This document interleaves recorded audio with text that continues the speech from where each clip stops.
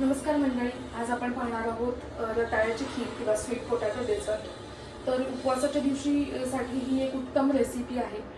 काही काहींना उपवासाची खिचडी किंवा साबुदाण्याची खिचडी खाऊन त्रास होतो ॲसिडिटीचा, तर तेव्हा तुम्ही आपल्या फॅमिलीसाठी मस्तपैकी रताळ्याची खीर किंवा स्वीट पोटॅटो डेझर्ट बनवू शकता. जर तुम्हाला शुगरचा प्रॉब्लेम असेल तर तुम्ही कमी अधिक गूळ घालून, साखरेला रिप्लेस करून गूळ घालून सुद्धा ही रेसिपी छानपैकी तयार करू शकता. चला बघूया रताळ्याची खीर किंवा स्वीट पोटॅटो डेझर्ट. यासाठी लागणारे सामान म्हणजे रताळी. तर रताळी ही बाजारात मांडल्यावर तुम्ही त्याला खूप माती लागलेली असते, तर तुम्ही ती 2-3दा स्वच्छ धुवून घ्या. नंतर अर्धा 1 तासात पाण्यात ते पाणी बदलून घ्या. त्याच्यानंतर पुन्हा मी तासभर पाण्यात ठेवली होती. हेतू हाच की त्याची सगळी माती निघून जावी. त्याच्यानंतर आपण त्याला पील करणार आहोत. त्याची सगळी सालं काढून घ्यायची आहेत.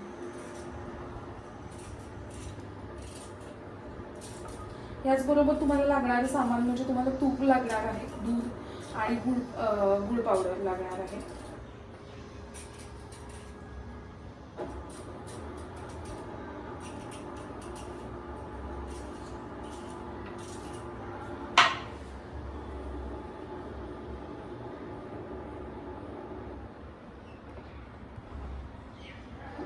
तर अशा प्रकारे आपण सालं काढून घेतलेली आहेत रताळ्याची. त्याच्यानंतर आपण कुकरमध्ये शिजवून त्याच्यात 4 ते 5 शिट्ट्या करणार आहोत. तर एक रताळ साधारणतः 1 किंवा सव्वा रताळ मी इथे घेतलेले आहे आणि त्याच्यात लागेल एवढं पाणी, म्हणजे 2 भांडी पाणी घातलेले. त्याचसोबत ह्याच बरोबर मी गुळ पावडर त्याच्यामध्ये घालणार आहे. शिजवताना आपण स्वच्छ धुतलेली आहेत रताळी आणि स्वच्छ धुवून त्याची सालं काढून घेतलेली आहेत. त्याच्यामध्ये मी 3 चमचे गूळ पावडर घालणार आहे. मला थोडंसं कमी गोड आवडतं, त्यामुळं मी 3 चमचे घालणार आहे. तुम्हाला जर आवडत असेल तर तुम्ही साखरही घालू शकता त्याप्रमाणात, किंवा गूळ पावडर सुद्धा थोडीशी वाढवून घालू शकता. त्यानंतर झाकण लावून आपण 4 ते 5 शिट्ट्या करून घ्यायच्या आहेत.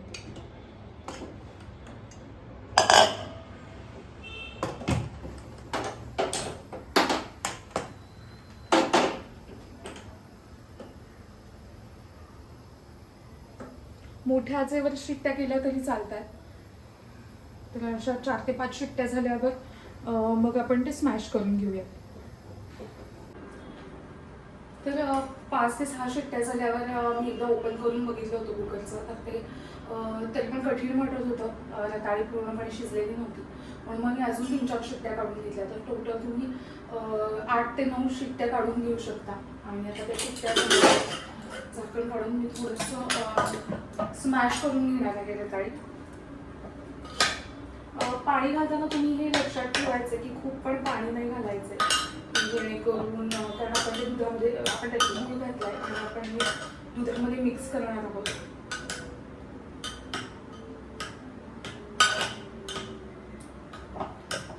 छानपैकी हे स्मॅश करून घ्या.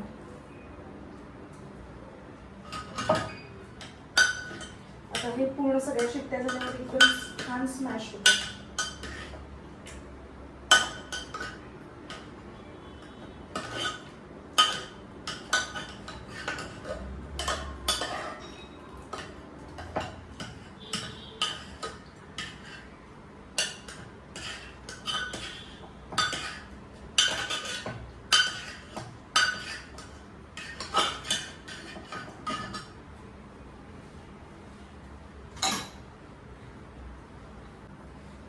तर तुम्ही बघू शकता की मी छान प्रकारे एकजीव झालेला आहे. हे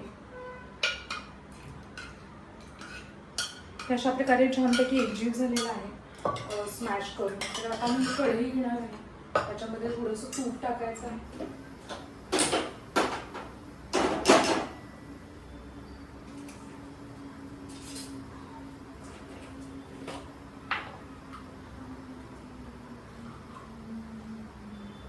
तर 2 चमचे तूप मी घातलेले आहे आणि त्याच्यामध्ये आता मी हे मिश्रण घालणार आहे. रताळा आणि गूळ शिजवून आपण हे मिश्रण केलेलं आहे स्मॅश केलं, ते मी कढईमध्ये घालणार आहे. कढई टाकल्यावर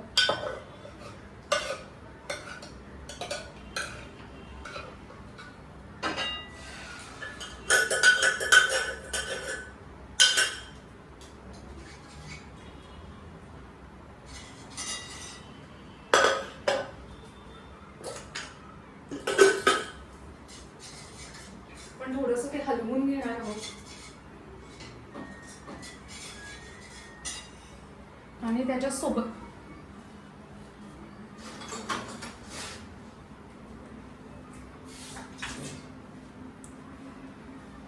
पण 2 कप दूध घालणार आहोत.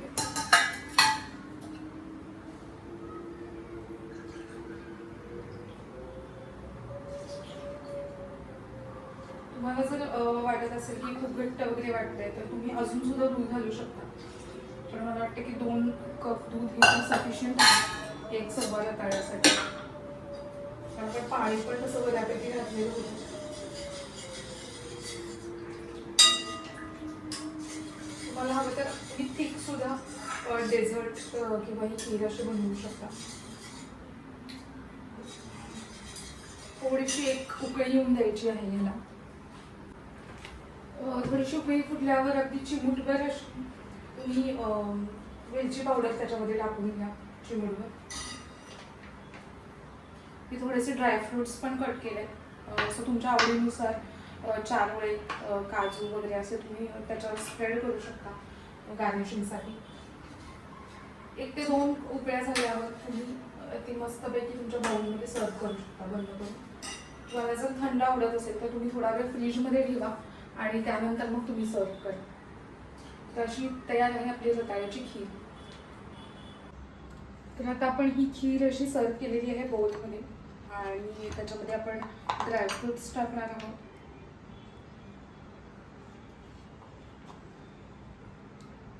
आणि आता ही रताळ्याची खीर किंवा रताळ्याचं डेझर्ट, आपण स्वीट पोटॅटो डेझर्ट असं जे म्हणतो, ते एकदम तयार आहे खाण्यासाठी.